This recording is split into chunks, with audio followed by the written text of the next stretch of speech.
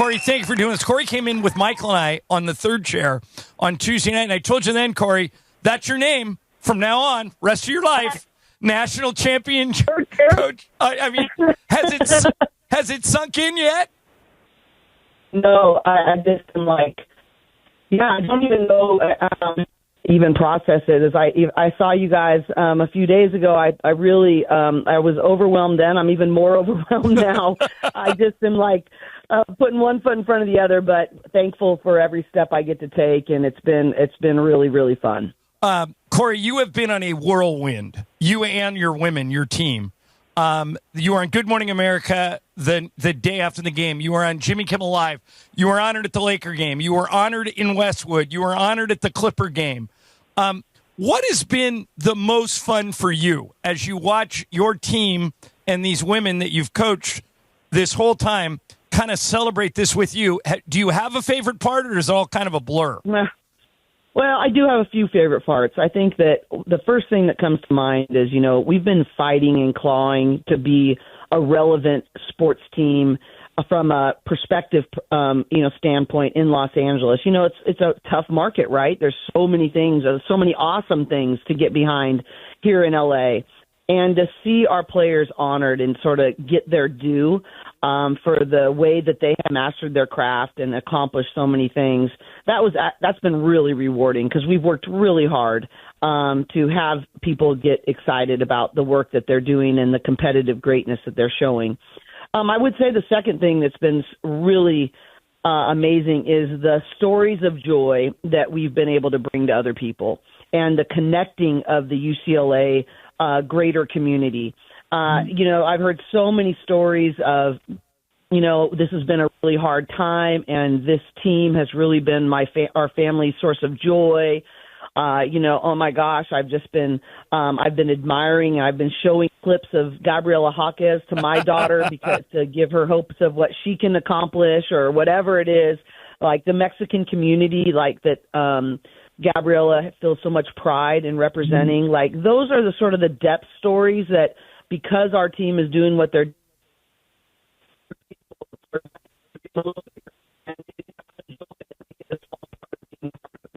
Hey, Cori, I'm going to put you on hold just a second. We lost you for a second there. I'm going to let Emily kind of reestablish. We're talking to Cori Close, and I know it broke up there at the end. But, Mike, what she was saying, I don't think they fully realized when they won on Sunday how big of a deal that was for women and girls in Los Angeles, because they got boat raced by UConn the year before. And UCLA, it was mentioned in the clip that they hadn't won a women's title since 1978. None of the students who are there now were alive. And the way this crystallized with this particular group, that Kiki Rice and Gabriela Jaquez were there for the whole time, for the 4 years. Lauren Betts came in from Stanford. They were bringing transfers in from Utah. They brought a transfer in from, I think, Australia. And it all just worked. And every once in a while, it reminded me of the 95 UCLA team that won the title. Most of those guys were seniors. Ed O'Bannon, Tyus Edney, George Zedek. They had Toby Bailey, who was a freshman, and they had Charles O'Bannon, Ed's brother. But that group that won at UCLA, because we had kind of grown up with them and watched them for 4 years, they were super easy to root for. And that's kind of what Cori was talking about, that Gabriela Jaquez and, Kiki Rice have been here the whole time. And they came here. Cori, we got your back. Sorry about that. Sorry. No, it's my fault. Sorry. No, I'm glad we got you. Talk a little bit about Kiki Rice. I told you the other night when I saw you, and everybody's got their favorite player on your team. She's my favorite player on your team, and that's nothing against anybody else. They're all great.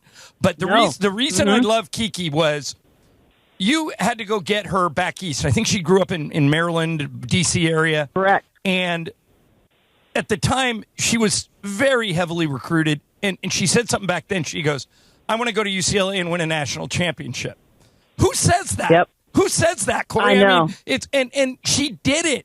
And I know. And so talk about the fact that I know you're proud of everybody, but Kiki and Gabriela have been there for the whole thing. And I think I'm happy for everybody, but those two especially. You know what I mean? Yeah, absolutely. I remember when Kiki looked me in the eye and said, I want to go to somewhere where I can say I was a part of doing it for the first time. Now, obviously, she doesn't know about at that point, the 78 team and AIAW and all those things. But to have the courage at 17 years old to say, I'm going to turn down the schools like UConn and South Carolina and that have done several times and the pressures of that, or to Stanford, where her aunt, Susan Rice went, who has won national championships. That was another contender. And for her to say, no, I have enough confidence in myself and the philosophy of our team to go and courageously believe that she could do it and lead it at UCLA. And then to stay loyal and committed for 4 years, it's remarkable. And sometimes I just have to pinch myself, like, how did I get to coach a kid like that? And to have a family, her whole family has been so incredibly supportive of how we've gone about our business. And her mom actually was one of the most meaningful conversations to me out on the court as a celebration's happening. She came to me and just said, thank you for showing the world that you can be competitive at the highest levels and do it in a healthy way at the same time. And that, from a parent, that means the world to me. And so, yes, you are absolutely right. Kiki and Gabriella enjoy a level of responsibility and just honor for what they have built here. And then I would even add Angela Dugalich. We forget that she's been here 5 years. She's been here 5 years. And has come off the bench, has started, has done everything you asked her to do. Yeah. Exactly. So I just think everybody has made their sacrifice in their own special way, but Kiki and Gabs take the cake. Yeah, Coach, just thinking back of this journey that you've been on, and, for people that don't get a chance to watch you every day, but they hear, they know about UConn, they know about South Carolina, maybe Tennessee before that. What did it take for you to take this group kind of year after year and just chip away, get closer, Final Four last year, and actually get over the top and actually convince them that they were the best, that they were going to be able to be the ones holding the trophy? Well, I think it's two things. It's really intentional growth and skill development. And then I would say the standard. And what I mean by that is, WNBA teams come into our practices all the time and they go, oh my gosh, this is not normal. Every player puts in an individual skill session outside of practice, either before or after practice every single day. And that too was built by Kiki, in terms of how that's really come into our culture. But they're like, your work ethic is undeniable. And I just think that fed a belief system. Like, we've put in more work than anybody else. We have invested with an intentionality and a purpose that very few are willing to do. And I think that bred a confidence when we go into pressurized moments that we just could trust in our work. And then the second thing is just a commitment to the standard. We did a deep dive into the Oklahoma City Thunder last summer about what made them special from their NBA championship team. And there's some things that started to just emerge as they were connected. They cared more about the friendship and playing out of a love for their teammates than anything else. There was a sacrificial work ethic, and then there was an enthusiasm about being together. And they all knew the standard of what they were going for. No one person was bigger than the standard, even SGA, or even their best players. There was just a standard that everybody was willing to be held to. And we watched videos on it. We talked about it. And here we are, we're in a situation, and every single player would point back to those things: selflessness. The stars were not as important as the mission and the standard. And they really held to that. And I think that gave us a picture of, what the roadmap was going to look like. And then we just had to hold on strong. Coach, you started coaching right after you finished as a player. People don't remember you were a baller at Santa Barbara. Are there still parts of your mentality that kind of transitioning right from the player to coaching, and now you've been coaching, but do you still feel in some ways, or in other words, player? Can you coach the way you were coached? No, in some ways, but yes and no. Let me think this. I had a phenomenal college coach in Mark French at UC Santa Barbara, and he really gave me a sense of how you could be mission-minded. His whole big thing was habits of excellence. He really cared about who you were going to become after you left UCSB. Yeah, he and helped you not get what into happened. coaching, right, Corey? Didn't he help you in the beginning? Yeah. Yeah, he not only helped me, but when I came back, I ruptured my Achilles tendon my freshman year, and it was my first game in the building after rupturing that. And I was in my wheelchair, and I was wheeled in, and I was going to be at the end of the bench. And he said, no, I already have a space for you. And he had put me right next to him during the game. And I just thought, what a cool thing that he did. He poured into me even at that point, and he wanted me to feel valued. He wanted me to feel like I had a place. But I think it planted seeds then that I think I've really drawn on. I'm not sure if I hadn't have ruptured my Achilles and I hadn't have gone through that, I'm not sure I'd be in coaching today. But in terms of can I coach kids the same?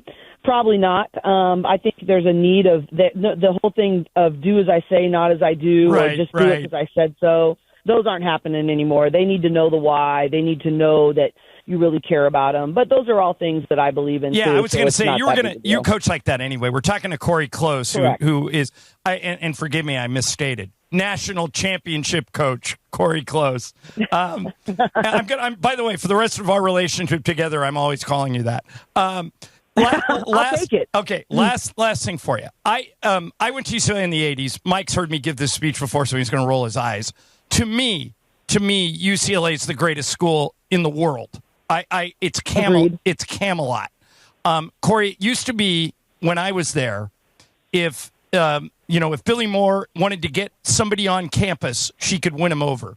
You would see the buildings and and it's a melting pot. You're going to have black friends and Hispanic friends and Asian friends. I fell in love with it the very first week I was there. And you used to be able to sell that. You could get them on campus and say, this is what your life can be like. You get to be here. Can you still do that, or has now in the modern era, I would imagine the first question's got to be about NIL. You've got to deal with the transfer portal, which wasn't a big deal when you played. How has recruiting changed over the 15 years you've done this? Can you still sell the school, or is it more transactional now? Yeah, I think you still can sell the school, but you can't stop there. I think that's the biggest thing. Good answer. Yeah. I always try to lead with, I'm going to give you all your NIL. I'm going to give you all. I want you to maximize your entrepreneurial spirit and how you do this financially. But I'm going to tell you up front, and you won't believe me now, but you will believe me when you leave UCLA. Still the best NIL deal you can sign is being a part of getting a degree from UCLA and being a part of the UCLA Alumni Network. That is still the best NIL deal you can ever sign. And then I go on to the next piece. But the power of the degree, the beauty of the campus, the diversity of thought that you get a chance to come across is still really remarkable. And it is my job to make that important because it is too good of a tool for someone not to be aware of what they're choosing. That is a perfect answer. I always tell people, I tell athletes when I talk to them or people that want to be sportscasters, I said, look, the people on scholarship at the school are there because of their talent, and we're going to use their talent to try and build something. But if you, the people there, don't use the school, you're making a huge mistake. Right. Yeah. Absolutely. And the LA market. In the LA market, in terms of media market in this new landscape, that's an important selling piece too. And there's only a couple schools that can provide that. Well, if it's legal, Corey, if you have any girls that want to be sportscasters, you bring them in here, and I'll try and work. You work the left side, I'll work the right, and we'll get them. Because now you got to restock, right? Yeah, I mean, the great story. Well, I've got a transfer coming in next week that I might be calling you about. Good. So here we go. All right. Hey, thank you for doing this. Enjoy this week. Have you answered all your texts yet? Heck no, I'm not even close. So I'm not even in the realm. Good. I just need people to give me grace, and I'll get to it eventually. Amen. Well, congratulations again, Corey. So happy for you and the women, and thank you for doing this. Thank you. All right. I appreciate you, and sorry my internet was a little crazy, but I always love being with you guys. Thank you so much. You got it. Have a great day. Thanks, Coach.